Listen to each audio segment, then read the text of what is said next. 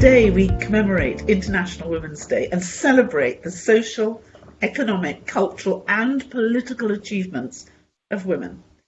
But we do so in a turbulent period, a time of unprecedented challenges that have exacerbated structural and long existing inequalities. Around the world, women's leadership and political and economic participation remain restricted. We are underrepresented as voters and in decision-making positions, whether in elected office, the civil service, the private sector, scientific settings, academia, and other fields. I could almost say all other fields. So structural barriers, entrenched attitudes, and the disproportionate effects of poverty mean women are less likely than men to have the education, the contacts, the resources needed to become effective leaders. There are, of course, women who have overcome these obstacles to resounding acclaim and the greater benefit of their communities. But for most women, the playing field still needs to be levelled. In the Commonwealth, we work towards this end, and our Charter recognises that gender equality and women's empowerment are essential components of human development and basic human rights.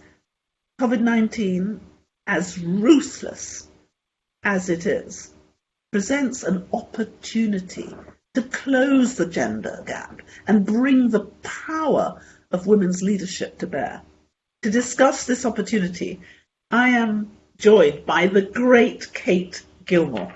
And I am so pleased, Kate, that you are our first person to come forward, because Kate is currently a fellow with the Carr Center for Human Rights Policy at Harvard University's Kennedy School. She's held senior positions within the United Nations system, including the Deputy High Commissioner for Human Rights, the UN Assistant Secretary General, and the Deputy Executive Director for programs with the United Nations Population Fund. So Kate was the Executive Deputy Secretary General of Amnesty International, and prior to which, she was the National Director of Amnesty International Australia. She began her career as a social worker and a government policy officer in Australia. And we were just talking about the time when Kate and I last saw each other, and we had an amazing occasion with some fantastic women, and I will always remember the sagacity and the fun that, Kate, you brought to that conversation. So this is our opportunity to just tell us a little bit about yourself. You know, who is Kate Gilmore and what makes you tick, what inspires you, what pushes you, because you are one of those inspirational women that other women have looked to and say, you know, I wonder if I could be like Kate Gilmore. So, Kate, tell us a little bit about the journey. Secretary General, Patricia, if I may, can I just say what a gorgeous honour it is for me to reconnect with you in this way for this purpose, for International Women's Day in 2021, after a very tough year for all of us, underscoring that we are certainly members of a common human family, but also because you're the very first Secretary General of the Commonwealth who is a woman after more than 70 years, and to affirm that, to notice that 70 years passed without a woman at the helm, but to celebrate your leadership. And I just say thank you so much for the opportunity. Thank you for being interested in this question of inspiration, and I hope I can ask the same in regards to your own remarkable, extraordinary journey in leadership. For me, I think of myself as being accountable to two young women. Let me tell you briefly, the first young woman I think of is actually it's a 14-year-old I met in Nicaragua. She was the mother of two. She had a 3-year-old and a baby on her lap. You know, the 3-year-old was the product of a rape at the hands of her uncle. And the father of the small baby she was no longer with because he had turned violent. And as she told me her story, including that she had always hoped to become a nurse, to go to college, to pursue education, she had ambitions, and that what had happened to her, in ways over which she had zero control, I might add, it meant that at 13 she was the mother already of 2 children. She felt her future had been robbed from her. Furthermore, she was homeless because her family had rejected her, and she'd also been denied access to sexual and reproductive health throughout her experience, both being pregnant, giving birth, and being a mother. She cried throughout while telling me that story as we were sitting in a health clinic on the outskirts of Managua. And I said to her, I stopped her and I said, look, this is clearly painful. And I was crying too. And I said, this is so painful. Please, why are you telling me? Don't tell me anymore. And she said, I am telling you because people like you can make a difference. So that no other young woman ever needs to go through what I've gone through. People like you. Oh, imagine. And her voice has stayed with me as the commissioning instruction. People like you, make a difference, please. And it was really eyeball to eyeball. The other young woman to whom I'm accountable, I think, is my 18-year-old self. Funny thing about being a young person, an adolescent effectively, I'm not sure, I certainly wasn't wise. No way was I knowledgeable, but I was very clear about what was unacceptable. I could not understand how I had been born into a family that believed your religion at birth determined whether or not you were saved. That's so random. I could not believe I was being told that because my skin pigment was lighter than someone else's skin pigment, they should have less opportunities than me. I couldn't understand it. I could not understand that genitalia would determine what jobs I could do. I was furious as heck. And it's to the fury and the clarity of mind of that young person, and I remember so well the discussions with my parents, that today, many, many decades later, I still hold myself accountable. I hope I'm wiser. I guarantee it. I certainly know more, had more experience, but I want that fire never to go out. And I feel those 2 young women, they're my source of inspiration.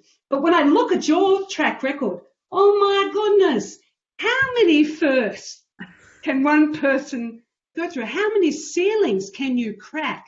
And I was thinking, okay, so youngest QC, first black woman QC, first Deputy High Court Judge, first Attorney General in 700 years, first Secretary General in 70 years.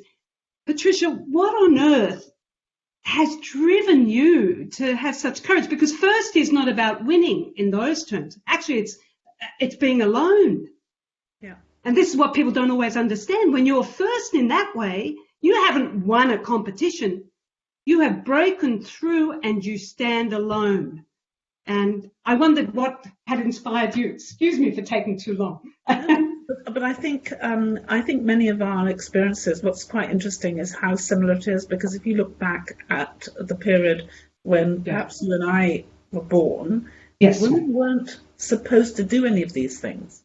That's we weren't true. supposed to be ourselves. I remember when I started, people were saying that I could never really be a barrister because of all the things I were. Women, when I came to the bar, I was 21, women only made up 3% of the legal profession. So 97% were male. Of that 3%, 0.01%, probably 0.001% were black. So if you weren't Oxbridge, if you weren't white, Anglo-Saxon, Protestant and male, you weren't really supposed to feature. But look at how many jobs women were doing at that time. People were still saying that these jobs weren't our jobs. So I think one of the things that I actually strangely benefited from is that nobody expected me to do anything. Never, Isn't it? and never expected me to succeed. But my family did. And I come, as you may know, from a family of 12 children. We were each, my parents' 12 only children. I was the 10th child. There were Yeah. 5 girls and Yeah. 7 boys. And both my mother and father were feminists. So my father would say, my 5 girls can do anything to my mother your 7 boys can do. There is nothing my 5 girls can't do. So in one sense, I had society saying I couldn't do it, Absolutely. and family saying I could do anything I wanted. And I think probably it was my mother and father who drove me, because they always said that each one of us had a talent. Every single person on this earth had a talent. And it was our job to find that talent and then deliver and hone it and use it for the benefit of other people. So your talent wasn't given for you, it was given to make the world a better place. And so I think they were my inspiration, because they didn't let me give up, and they pushed me to say these things were possible. The other inspiration, and I was interested you were saying about that young 14-year-old. Yeah. I grew up, when I'm thinking about why did I survive in the time I did, it was actually I was loved. And if you think about what we need to thrive, all of us, something has to love and nurture us. And I was so shocked the first time when I was 20, actually I was 21, and I saw my first domestic violence case.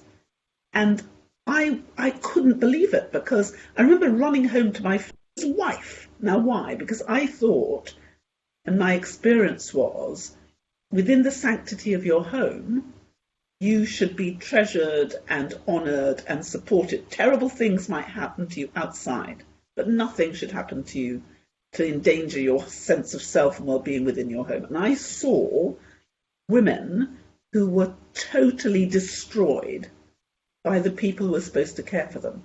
And I ended up thinking, there but for the grace of God go I. What would have happened to me if I'd been denigrated, abused, undermined?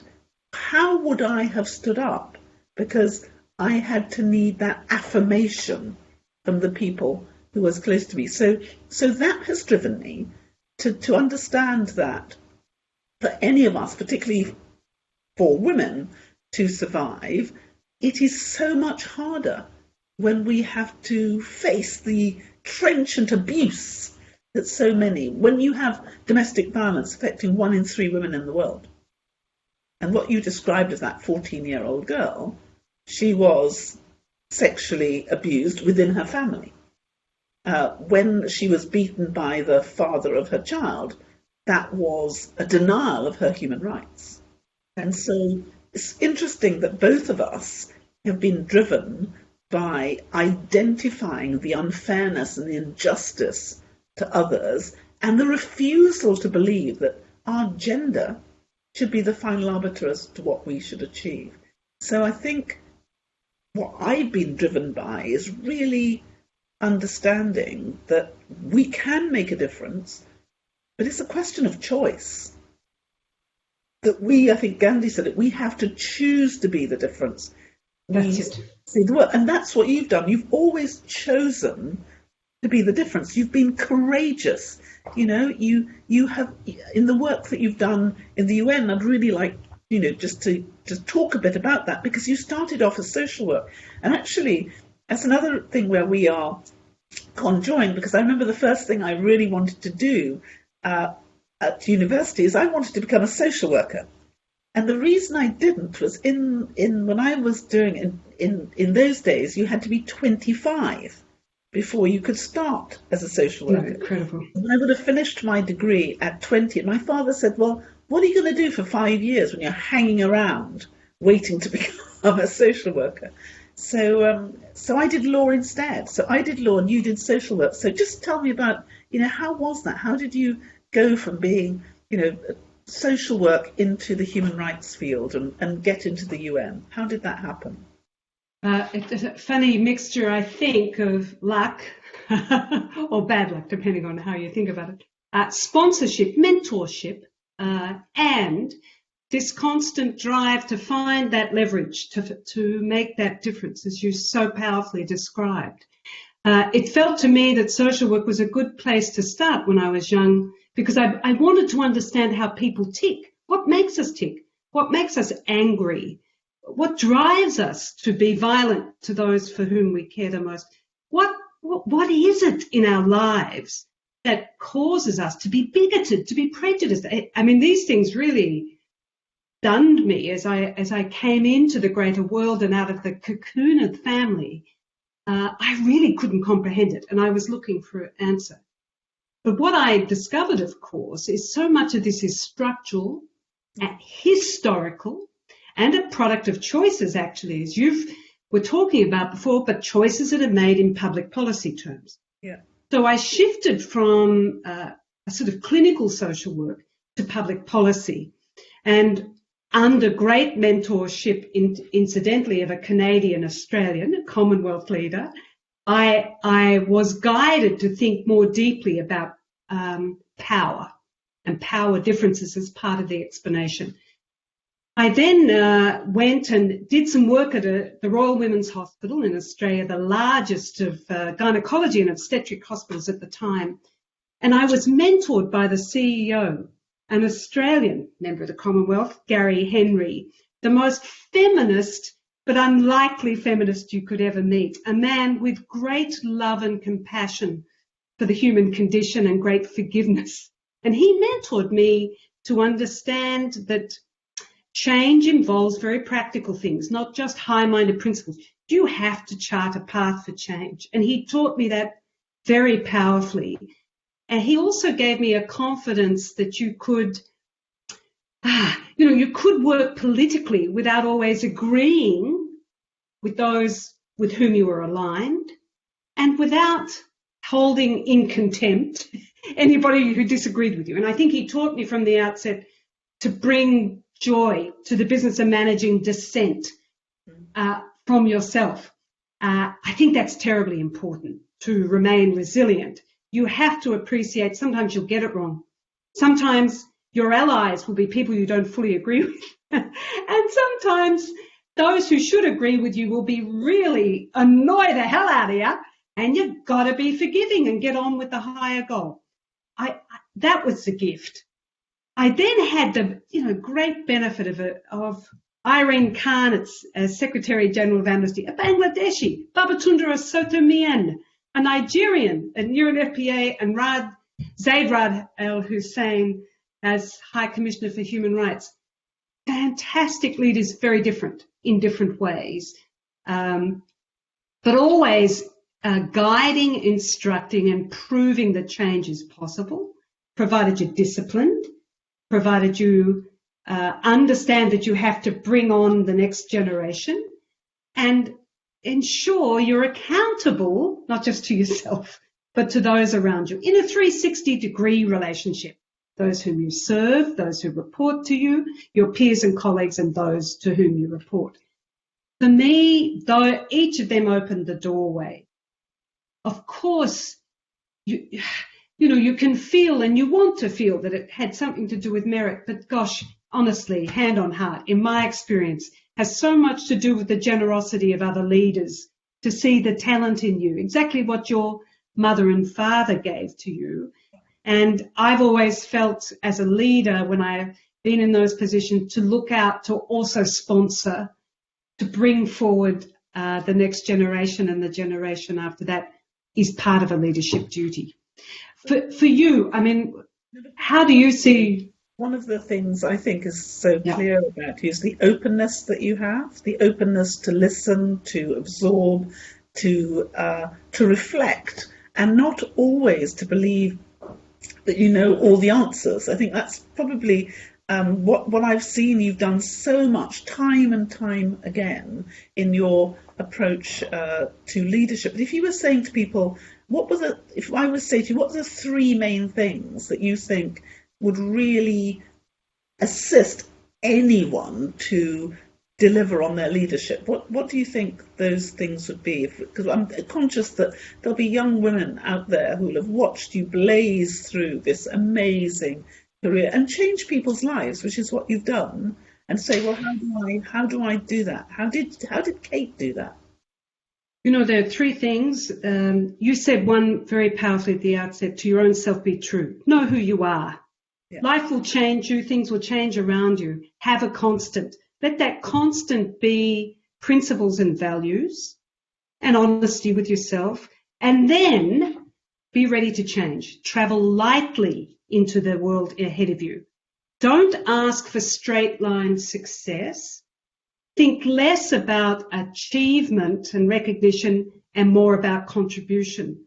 Yeah. And that, as that third point, what I found it enormously liberating to never focus on my next job, but to always focus on how could I get more involved in change. Mm-hmm.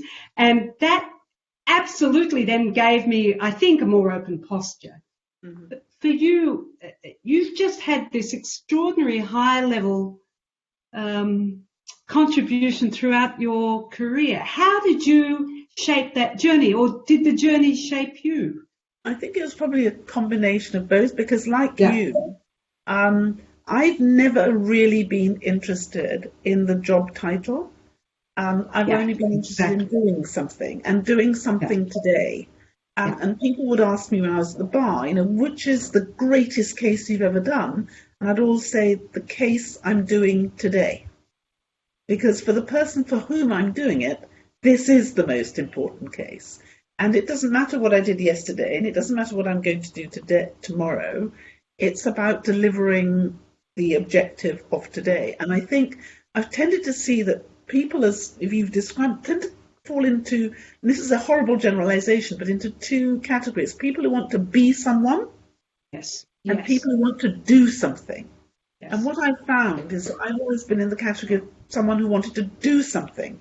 Yes. And in the process of doing something, I've ended up being someone, quite often someone I didn't want to be. You never expected it.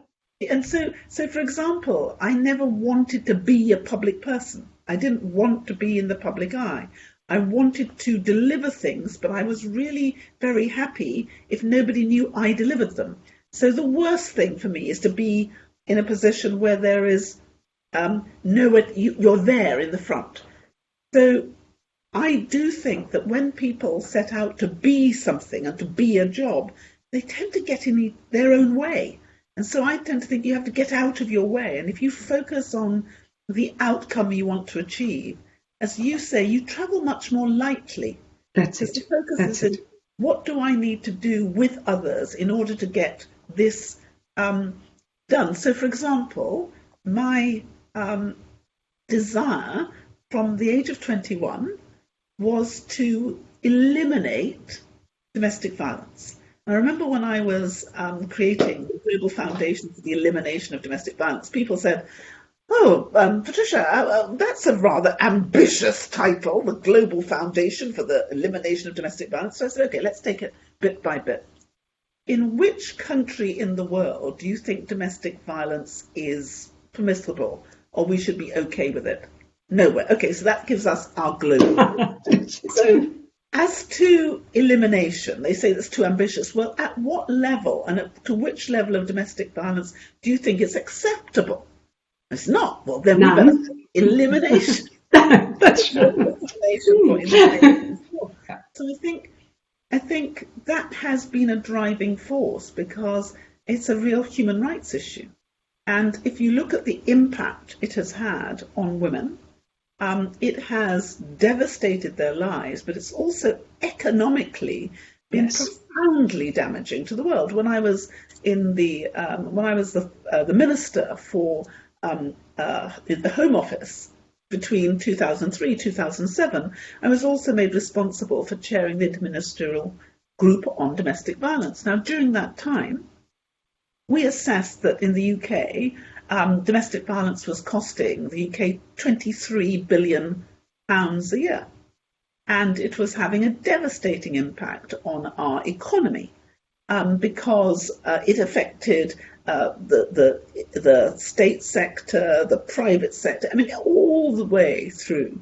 Now, we managed to reduce domestic violence by 64%, but we also saved £7.1 billion a year in terms of economic costs. So it made sense to save lives and save money.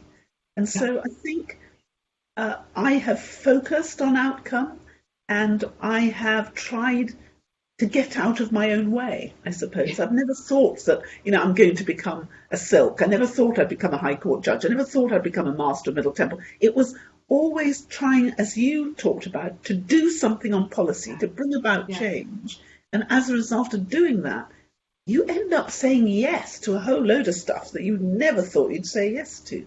And people end up saying, well, why don't you then? Because I don't know about you, I kept saying, somebody, you should do this, and you should do that, and you should do this.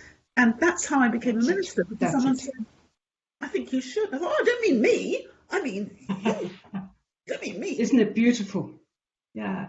I mean, what's very powerful actually about that description is that you remind us that so much of opportunity and so on is a relationship. It's a relationship to yourself. It's a relationship to those around you who join you in the imagination. And it's a relationship to the courage, to the daring as, okay, I'll have a go, but for the motivation of contributing, not for the glittery, not for the medals or the titles or the paraphernalia. I think that's a very important message to give to younger people, not one we always got very cleanly. And I think the other thing is, don't be afraid of failing. And so that's it. One of the greatest things for me is no one ever expected me to succeed. So it's not as if I could say, well, I'm going to aim to be the best cleaner in Westminster, because when it came for cleaning jobs, the role would still be white male,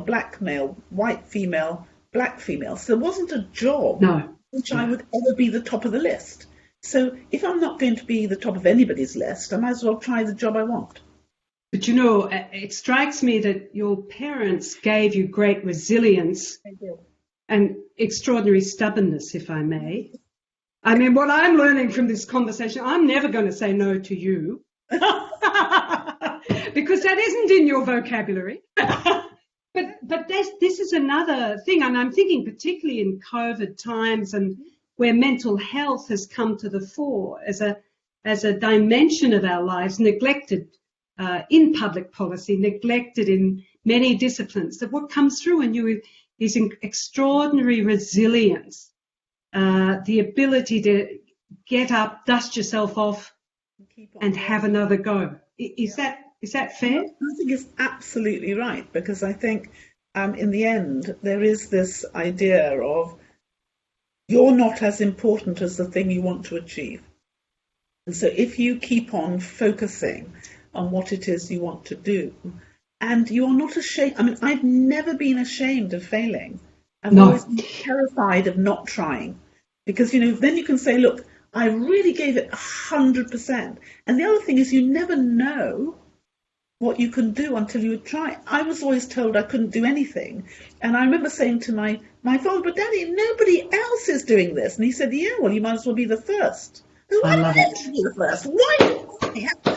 Why can't I be the 995th? Why can't somebody else be first?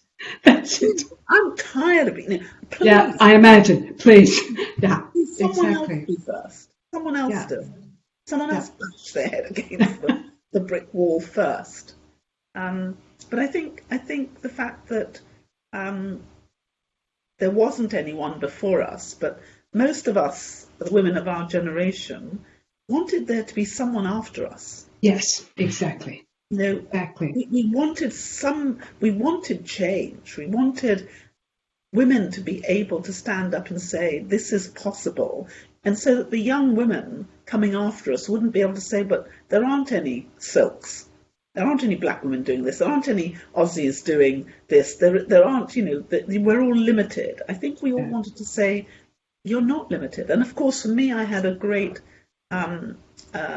powerful faith that I got from my parents. So I don't actually believe that lots of things have been achieved by me. I do believe they've been achieved with the grace of God. So Yes. that's a very strong part of my belief system, that this isn't about me, it's about trying to make the world. My father used to say, you have to try and make sure that the world is a tiny bit better for you having lived in it. And if you can't do it any good, then please make sure you don't do it any harm, so the world isn't worse off by the fact that you've lived.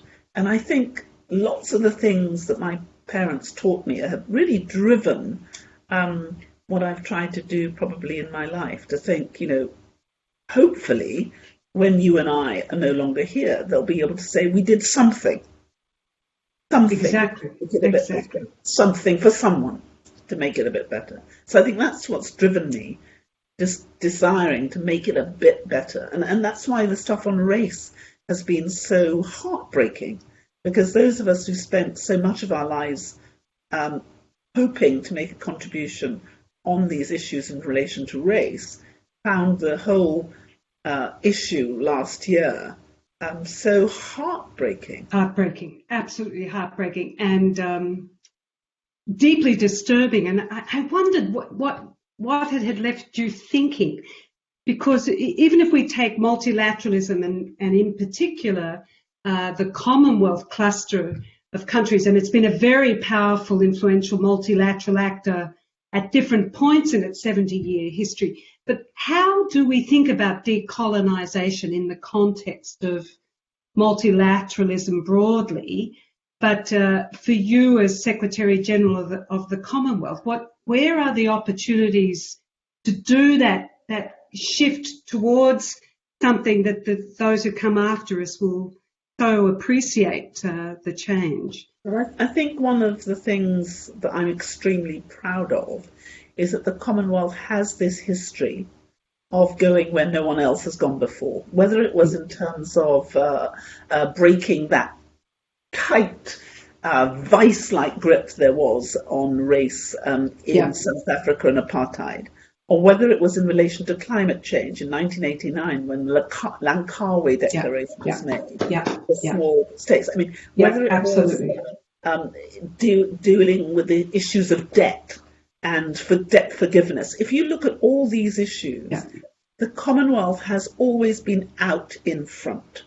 The change maker, the harbinger of good things in terms of changing. So all the work we're doing now on delivering the Sustainable Development Goals, because you'll know if you look at our Commonwealth Charter, which was signed in 2013, 1 to 16 clauses is actually 1 to 16 of the Sustainable Development Goals. And then SDG 17, which is partnership, was right in our preamble. So the Commonwealth gets to be like a petri dish, where because we've got this eclectic mix of countries and regions and big ones and small ones and rich ones and poor ones, when we come together to make a pathway for our 54 countries, we have the capacity to build a pathway for the world. Doing what you said, bringing those differences, concentrating on what joins us as opposed to what separates us. So the work that the Commonwealth has been doing on empowerment of women, making sure that we are equalising the law. So it's not just about talk, but how do we implement it? Giving voice to the Commonwealth women's affairs ministers meetings and getting those women together to say, here are the glass ceilings, this is how we undermine them. Making sure there is more political space for equality. These issues are incredibly important. I mean, people think, oh, well, climate change isn't about women. It is, because women are disadvantaged. If you look at all the SDGs, women and girls in particular, for every single, who are the most poor? Women and girls. Exactly. The most disadvantaged when it comes to getting their justiciable rights? Women and girls. Who have the biggest issues in relation to health? Women and girls. So you go through right the way through. The SDGs are all about women and girls. So mainstreaming that has been incredibly important, and creating the toolkits in the Commonwealth so we can say, look, this isn't just about me doing it. Let's pool our knowledge. Let's Yeah, pool our expertise. Let's understand better what works and what doesn't work. When I came in, I said I wanted to put the wealth back into Commonwealth, but I also wanted to put the fantastic. common back in the wealth, because Yeah, it has to be all of us or none of us. yeah, yeah. Oh, it's beautiful.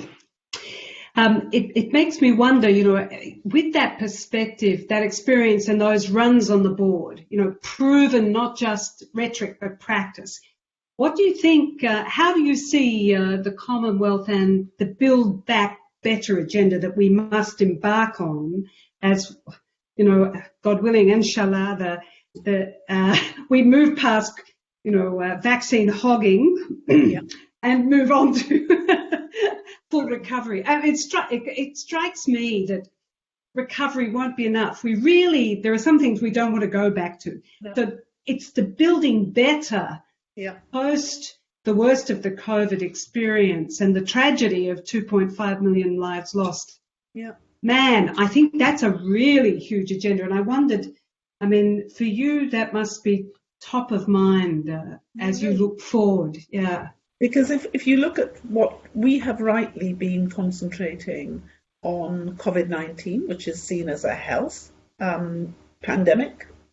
However, it's not just a health issue, because it has caused huge economic damage, particularly to the small and the vulnerable states, because some of our member states who have been wholly, if not or majorly dependent on tourism and tourism-related economies, it has meant that 70% of their economy has just been shut down. If you take a country like Maldives, which has maybe 70% tourism and 30% fish, if you sell your fish to the European markets, the hotels and the restaurants, and if the hotels and the restaurants are closed and you don't have any tourism, that's 100% of your income. So many of our countries have had that. So you've got the climate crisis that we are facing right now. Absolutely. Which you've then got the COVID-19 pandemic. This may not be the last pandemic or the only pandemic, regrettably. And then you have the economic consequences of building back better. So what we've been doing in the Commonwealth is we've been looking at how we create a more regenerative approach to climate, to respond in a way that will be more holistic, will be nature-based and people-centred. And that, we hope, will be one of the drivers. But if you think about the things we've done, like creating the Commonwealth Climate Finance Access Hub, creating a disaster relief portal to help people to build back better, to be able to look at debt differently. So we are looking at a universal vulnerability index. So it's not just about GDP, it's about all the other issues. And so that combination, and saying actually we've got to do it holistically. And because we have 32 of the smallest and most vulnerable states, there are 39 small states in the world, we've got 32 of them, but 25 of them are island states, small island states. So protect. And they're on the front lines of this, aren't they? They're and COVID-19 is a horrible, unexpected sideswipe. Exactly. But the crisis was already there in the form of rising sea levels, acidification. No, that's no way, because we've still had hurricanes, we've still had cyclones, we still have desertification. So now we're looking at doing something called the Living Lands to look at desertification and drought. And all of these things have not gone away, but overlain is this extra level of trauma which have really affected lives and livelihoods. And it was so good you spoke about the mental health of so many of us who've been really undermined by what has happened. And women have been more disadvantaged than anyone else, and they're still the caregivers. They're still got to make the difference. And so, we've got to have equitable access for the vaccines that we absolutely. It's urgent. It's a crisis. I think the Director General of WHO said it's a catastrophic moral failure. It is. It's not just, oh, isn't that interesting and unfortunate? No, it's a catastrophic moral failure that the West and the richest in the West are hogging the vaccine distribution, the vaccines that are available, and that there isn't a more equitable distribution mechanism in place. Hard to understand when we have elaborate multilateral infrastructure that could help with it. But that's why, I mean, from the Commonwealth point of view, I've been working as hard and as closely as I can with the UN, with fantastic. With the WHO, on COVAX, on making sure that the most vulnerable and the most disadvantaged are not left behind. Fantastic. Because I think this is an opportunity for us to really put our money where our mouth is. And it's about, quite often I've said on climate change, and you said it earlier when the 14-year-old said to you, people like you. So it's like people like us, because if those of us who are leading, if not us, who? And if not now, when? When? And so in the past, people have been able to say, well, someone should do something about it. Who is that someone? It's each of us. It's each of us saying it starts with me. And I think if you look back at the things you've done, and maybe I look back at the things I've done, it's because someone has said to us, it's not about someone else, it's about me. I can't change. The whole thing is you cannot change what other people do to you. You can only control your response. So if this terrible stuff is happening, the question each of us has to say is, so what is my response? That's it. What am I going to do about this? I may be only one, but if I take the first step, someone else may take the second step. And even if no one else takes that first step, I will at least know I tried. And so I can look myself in the mirror and say, I did that which I could. That which was possible for me to change. And if I didn't change as much as I would like, at least I did something. And I think this idea of having to do something. That's it. And it seems to me this is part of the great message of Black Lives Matters, #MeToo, the great social movements and the demands of civil society that articulate. It's to say, look, some of us do have privilege, and those privileges vary, but some of us very much privilege. The business of privilege then becomes how you use your power, and how you use power to let go of power, to distribute power, and so that it's less concentrated, we become more equal, and you can point to that material change that you're referring to. The thing that I learned a long time ago, and I wish I learned it earlier, is that every single one of us, no matter where we are in the society and community, have power, and we all have more power than we know. So, for instance, I always think of Rosa Parks. Rosa Parks was a black woman in the southern states of America who was a seamstress. She wasn't some powerful... Nope. She sat on a bus, and people tend to think about Martin Luther King, who was such a great leader, but Martin Luther King walked with Rosa Parks. Rosa Parks didn't walk with Martin Luther King. The person who started that revolution in the southern states of America was a poor, people would have thought of her as a poor, illiterate black woman who was powerless. And she brought that country to its knees because she said, enough is enough. I won't do this anymore. I would rather walk. And then never having my money. And that's what I'd like to say to every single woman. You have as much power as you choose to take. And don't let anybody tell you that you can't do this. You can do this. If you And what's beautiful and moving in what you're saying and inspiring is that even a little bit of power can make a hell of a lot of difference. You never know, because what she did was walk from the back of the bus and sit at the front of the bus. What a small action, and it shook the world. It shook the world. And I think when people say to me, oh, look at the state of the world, it's so hard to feel hopeful and optimistic. It starts with you. Honestly, forget hope, think courage. Think courage. And if you act with courage, it's amazing how you start to feel hope. Yeah, and I mean, for me, that's the biggest challenge, is to be brave first, brave first and bold. And to say it's doable. This is doable, and I am not powerless. That's it. I can't change the world, but I can change today. Yeah, and you never know. You may change the world by sitting elsewhere on the bus. Exactly. That's it.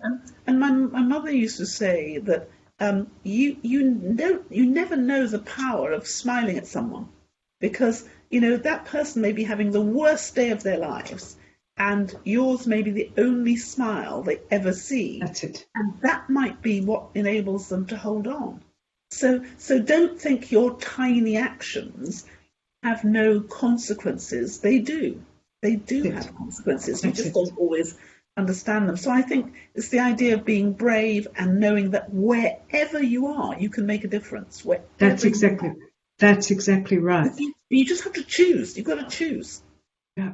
I mean, for me, this conversation that we're having reminds us that the generation to come is going to be, we've left them in a position where they are the most critical generation in human history, because they're, in the next 50 years, a little longer, there will be such events as to culminate either in rescuing us and saving the planet as a human and humanizing habitat, not only a habitat in environmental terms, but a habitat sustainable in equality, in terms of equality against inequality.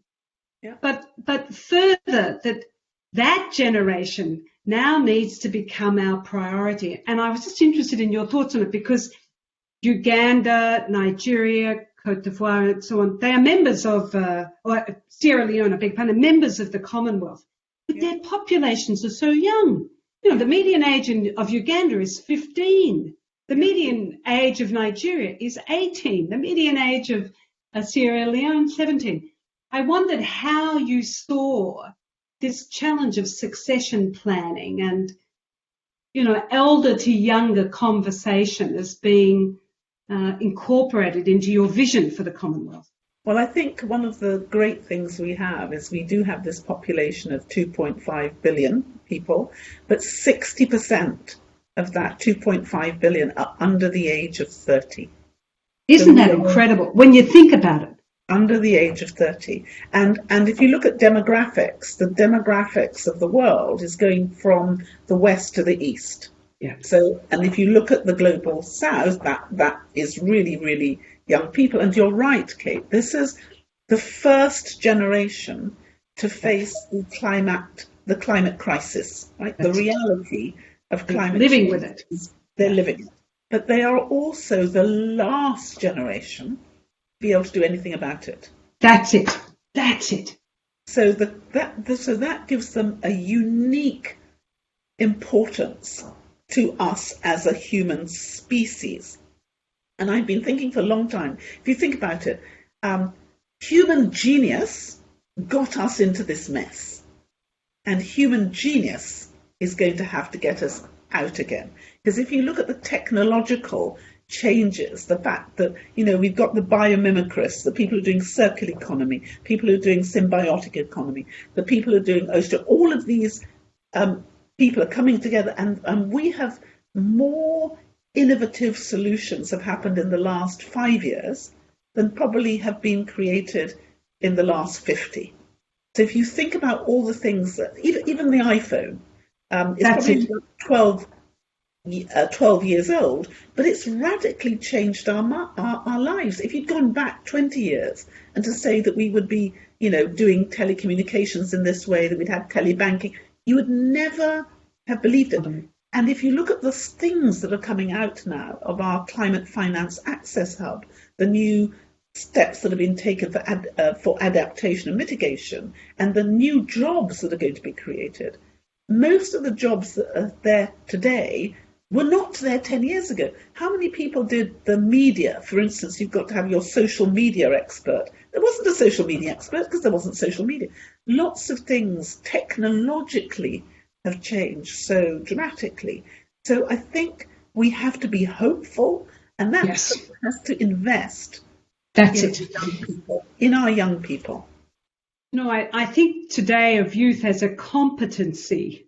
Absolutely. Not as an identity alone, for the very reasons you're saying. And in fact, the greatest innovations in science, in literature, in governance, in politics have come from people aged under 30. Yeah. It is an era of great discovery, but it sets a real proposition for the non-young, the alumni, the young, to think about how can we adopt a posture that brings them in more quickly to the table of decision making.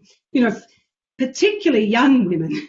If the median age of parliamentarians is 53, for example, that's a long time to wait to get influence.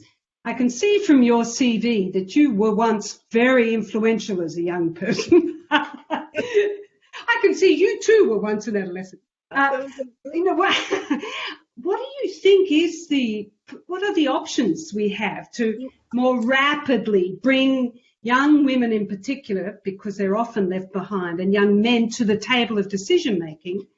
And further, going back around to International Women's Day and your very powerful commitment to the loving, intimate space as being safe, it occurs to me that issues like sexual and reproductive health and rights take on a new strategic importance, because that's also, the reproductive years and the young years are one and the same. And that's why, we've done the Commonwealth Says No More campaign, where we have distilled all the learning that we've been able to cull from right across the world, and to create these toolkits and these opportunities so that we're not reinventing the wheel, and that we are able to share what works and what doesn't work. So, we're all going to make mistakes, but why do we have to keep on making them? So we've been collating all the things that do not work. So we can say, look, that's brilliant. Don't work, as well as the things that do. And the other thing we're doing is in the Commonwealth Youth Programme, which has been going for 45 years now, we've really created hard-edged implementation toolkits, which says this is how you get more women, young women in particular, into politics. This is how, if you look at the work we've done in Malawi and elsewhere, to say we want more women on the ballot sheet. We want more women voting in. What Rwanda has been able to do is 4%. Incredible. They've got more than 50% of their cabinet who are female. So we know it's doable, and we're shaping it. The stuff we're doing on equalising the law means that we're taking out the disadvantage. But we really are having to encourage more young people to go into public life, to understand that they want change. And what we are doing internally with our Commonwealth young professionals, bringing them into the policy table. I've got now 2 young professionals in my office. We've got them all the way through. So it's not just talking the talk, it's walking it, making sure that we have opportunities for them to have access at the highest possible level. Because young people are critical to the paradigm in which we're currently sitting. Thank you very much. That's brilliant. Absolutely brilliant. But I think, there's so much for us to do, Kate. And I think one of the other things that I'm discovering is those of us who are considered to be a little older can actually get younger by making sure that we are always partnering with these amazing young people. Absolutely. Rejuvenate me. I always like to say I may be old, but I'm still immature. I think that's an opportunity. No, I think that partnership with young people and doing it in a way that really brings them forward and pulls you back so that they are not just inspired but are empowered is absolutely key. And for young women in particular, because if we think about the message of this year's International Women's Day, it surely is that we've got to get on with being better, quicker, faster and more inclusively than ever before. Absolutely. We can't afford inequality, frankly. Yeah. We can't afford the talent loss of bigotry and prejudice. That is inefficiency. If you won't join us morally, join us rationally, how wasteful it is to think skin pigment, language, religious identity is the basis for deeming whether or not someone is worthy. I mean, come on.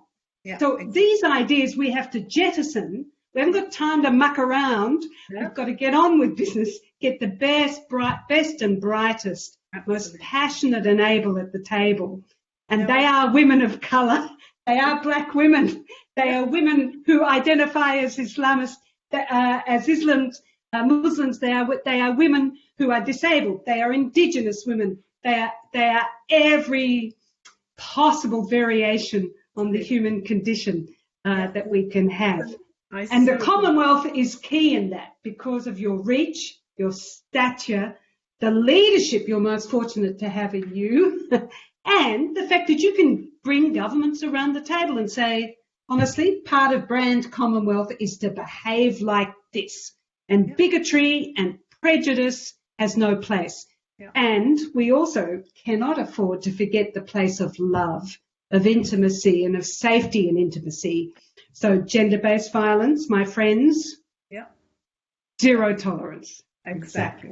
Well, Kate, you've been absolutely brilliant because I think you embody actually the Commonwealth spirit, the best of the Commonwealth spirit. Brave. Do you know I'm a double Commonwealth. I'm Australian and British. You see? I'm intensely Commonwealth, albeit a particular version, Anglophone, but still. Belong to us. I feel it. And so thank you for having me. It's been fantastic to have this opportunity to talk. Such a great honour. It's an honour. I'm inspired by you and your example. I wish you every success. The Commonwealth is most fortunate to have you at the helm. That means the world is fortunate that you, Patricia, are the Secretary General of the Commonwealth. Well, thank you so much, Kate. And let's hope that we'll find an opportunity again to have more conversations. Please. Thank you so much. Thank you. Thank you. Thanks, everybody. It's been a real joy. Thank you. Lovely. Bye for now.